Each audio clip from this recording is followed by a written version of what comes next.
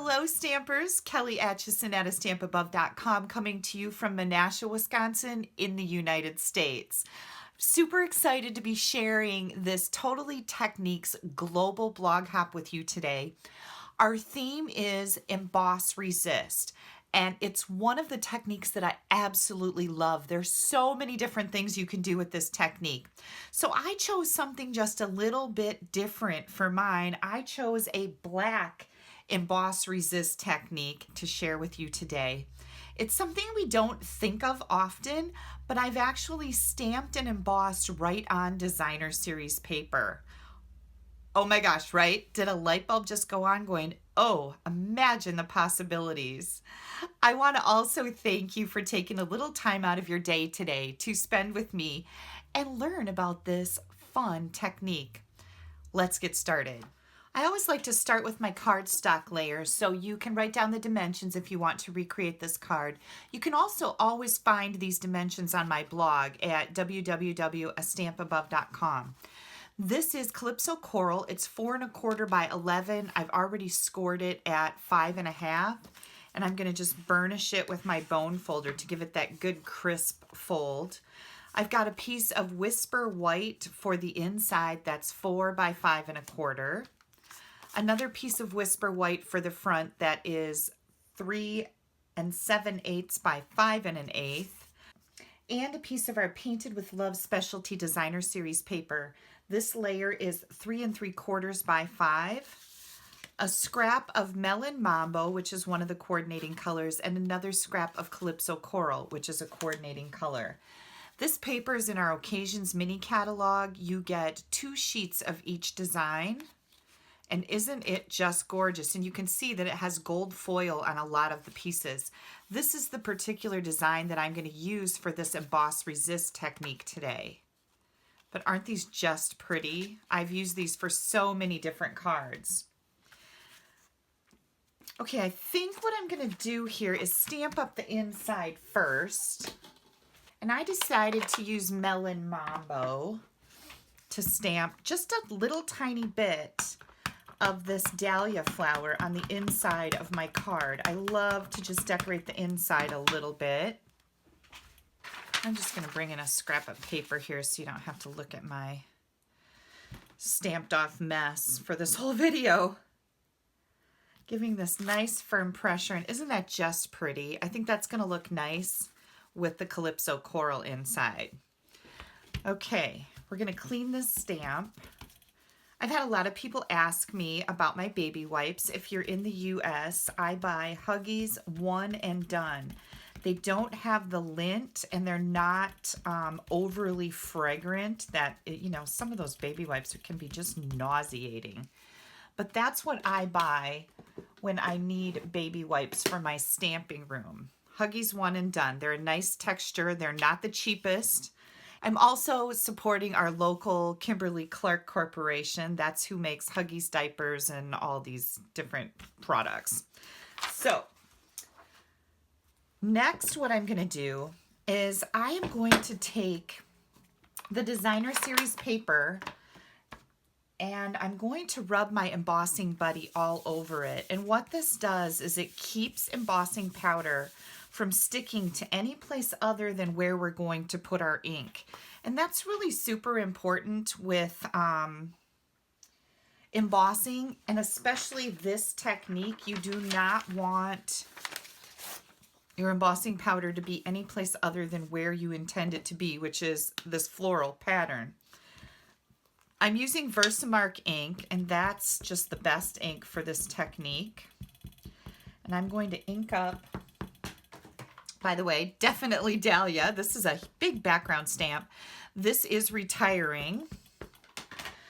It will be available, guaranteed available until May 25th. And if they're not out of them by then, you will be able to continue to purchase it until May 31st. So I'm just going to take my Dahlia flower and I'm going to stamp it in this upper right corner. Now, because this is such a big stamp, when we usually don't take the stamp and stamp it, I'm going to turn it over. Notice that my cardstock is going to stick to that ink. And I'm just going to give it a nice flat push with my fingers. There we go. And it's really funny, but you can't see what I did. It's like magic. Okay, I've got my clear embossing powder here. Clear embossing powder comes, you get a 1/2 ounce of it, which is a lot for embossing powder. And I just take a couple containers of it and pour it into a bowl so it's easier for me to add to my projects. And I'm just going to very liberally pour that all over my flower. Make sure I've got it covered well. Tap it back into my container. And then we're going to hit it with our heat gun. I'm going to speed this up a little bit so you don't have to wait so long. You want to make sure that's good and dry, but you don't want to overheat your embossing because you can actually hold it on too long and you'll burn your powder off. It's not easy to do, so don't be afraid of this because embossing is very cool. But once you can tilt it in the light and see that it is completely glossy, there we go. Just keep tipping it in the light till you can see that you've got all that powder melted and it's glossy. Okay, for this technique, this is a little different for an emboss resist. Most of the time we do the embossing and we sponge on it with a lighter color and we leave the white underneath. I chose to use a pattern paper for this flower and I think you're gonna love this. Now there's a couple different ways you can do this technique. Oops, hang on, I got one of my hairs stuck in my ink pad. You can take a sponge and you can sponge the color on. You can also take a black marker. Now, not a permanent marker like a Sharpie, but like our Stampin' Up marker, and you can color on the cardstock. If you're using a smaller piece, that's a great idea. The one way that I found I really liked was to take my Memento black ink pad and rub it right across my cardstock. This is kind of like we did with that specialty paper during Celebration. Now I'm going to rub a little bit and then I'm going to polish it. And I'm doing that to get that ink off of my embossed image right away. I've never left it to see what will happen, but I want to make sure I can remove that ink. And I'm really scrubbing this. That's what I'm doing. I want this to be very, very, very black. And again, just come in and polish. Oh my gosh, that looks so pretty already, doesn't it? This is just like magic, and I love it when stamping techniques can make me feel like, oh my gosh, look at that. I did some magic. And again, just scrubbing this. You want to be careful that you don't scrunch your paper up. But I'm just scrubbing the ink right on here. Now, you may get your fingers a little dirty. I've been playing with this technique kind of all day. Having a lot of fun with it. I've got some different ideas that I'll share with you in upcoming videos. And then what I noticed once I had this all polished is there's a little bit of that pink color coming through. I don't know if you're going to be able to see it in the video, but I kind of like that and I'm going to leave it. If you don't like it, what you can do is you can just go back in and scrub your ink pad across it again. I see a little part up here that doesn't look like it was inked very well, so I'm just going to give that some more ink. So you can just come in and do touch-ups, and now it looks really, really dark. Isn't that fun? Okay, that's the technique. Now I'm going to finish up the card because I've got some neat products that I'm using. Here comes my little banner piece. Here, let's change this out so you don't have to look at all that ugly dirtiness. I don't like when my desktop is messy. This is not sticking very well. When you put your paper on here, you want to make sure that it's nice and snug so that you don't have that buckling that I just had on the front. See, that's nice now. Oh, all the things, right? I'm going to be using the One Big Meaning along with the Definitely Dahlia stamp. Both of these are retiring, and I have gotten so much use out of this One Big Meaning stamp set because I really do need a lot of thank you cards. I always make handmade cards to send out to my customers when they place orders, and then for other various things. Thank you cards, I think you can never give too many thank you cards. Before I stamp this, we are going to punch the corner. I have a brand new product to show you. This is called the Detailed Trio Punch. This is coming out in the new catalog that will be available to you on June 1st. You have 3 different items that it will punch. It does a really nice little oval, and this is great instead of a rectangle for threading ribbon through, because you're not going to be able to see that hole once you've got your ribbon in there. It's a little tighter. We've also got a corner rounder here, and then this kind of leaf floral image that I love. I'm going to use 2 of them on my little greeting layer. And I'm just going to slide this in here. I'm going to push it over. There's guides in each corner. And normally you would put your cardstock right in, let's try this, right in like this, and it would hit this guide and this guide because you're punching a corner, right? Let me get this out of the way. When you use this punch, you want to put your hand right in the middle and press it down, and you get a perfect corner rounder there every time.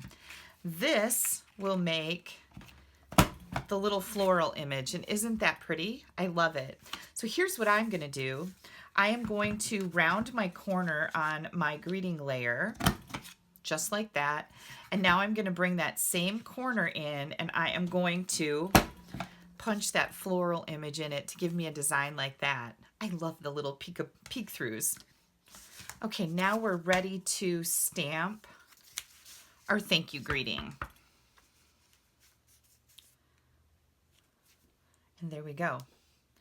That looks pretty darn good. Okay, then I decided I wanted just a little more going on with my card. Something very simple. Don't roll your eyes. It's a tiny little element that I think you're going to love. I know, and I didn't mean to say don't roll your eyes in a negative way, but it's like, oh my gosh, she's doing something else. Yes, I am. That's what I meant. Don't roll your eyes. Yeah, one more thing. Okay, I'm using the decorative ribbon border punch. And I just cut out this tiny little ribbon. I guess it's not that tiny, but this small little ribbon. I am going to take this and place it on the back of my element just so this little scalloped edge is going to be showing. So I'm going to put it on here just like this. And I'm going to attach that with some dimensionals.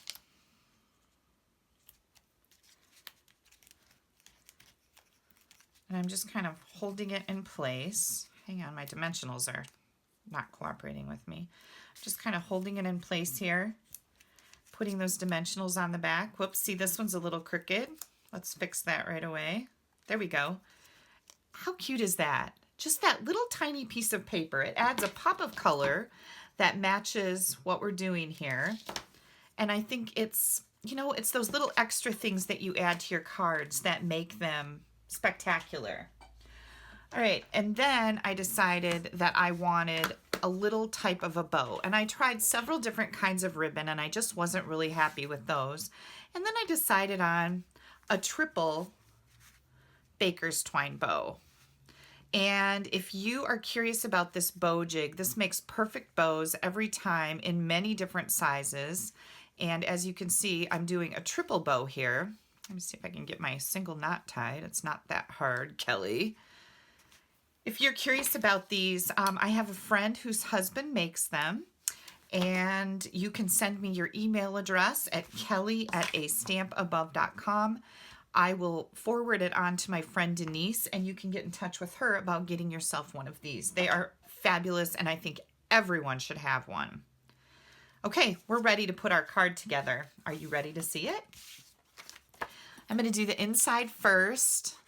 This was a really fun technique for me, Emboss Resist, because I've had a lot of history with it. It's one of my favorite, like I said, magical techniques. I really do love it. And there's a ton of different things you can do. And I did play around with a lot of ideas today before I shot this video. So I'm going to have some really neat ideas coming to you in the not too distant future. So you watch for those. I'm just getting ready to go on vacation. As a matter of fact, when you watch this video on Friday, I will be hopefully laying on a beach in Playa del Carmen, Mexico for a family wedding. So woohoo me! Much needed vacation. I'm really looking forward to spending time with my husband's family. And more than that, I'm really looking forward to spending time in the sun because it has been a pretty crummy spring here in Wisconsin. All right, and then I'm going to push this all the way over to the edge of my card just because that's a little different. Oops, I'm knocking things over here. And then I have a mini glue dot. And if you haven't seen me use my bone folder with these mini glue dots, it really is the best way to pick them up because they will not stick to this bone folder like they stick to your fingers. You can't hardly get them off. The bone folder works really well for that. There we go. What do you guys think? Isn't that color that pops out from the designer series paper that we use just gorgeous? Let me find that paper for you again. Here it is right here. That's the same pattern. So you don't even have to color your flower. It just magically is colored with the designer series paper. Beautiful, right? Okay, you guys, this is for the Totally Techniques blog hop. This is a global blog hop. We have 10 different people from 10 different countries where Stampin' Up is located. We are global. And if you go to my blog, www.astampabove.com, can click right up here in the top corner. You're going to find a link to my blog. This video is posted on April 27th, 2018. You look for this video, and then you can click underneath of it in the description right to the exact blog post where I'm going to have this to continue on the blog hop and see what these incredibly talented stampers from all over the world have done with Emboss Resist. You'll get a ton of great ideas. I love this blog hop. So I hope you'll give this a try. It really is fun. Make sure you subscribe to my YouTube channel. I'm going to have several different ideas with Emboss Resist. There's many different ways to use this technique that I'll be sharing with you in the near future. And I want to thank you again for taking a little bit of time out of your busy day to spend with me. If you need to order any of these products, again, you can click right up in the top corner and you will go right to my blog. You'll find my online ordering button in the corner. Don't forget to use the host code. You'll also find that in the right-hand column. You get special perks from me when you use that host code. I hope you guys have a fabulous weekend. Bye-bye.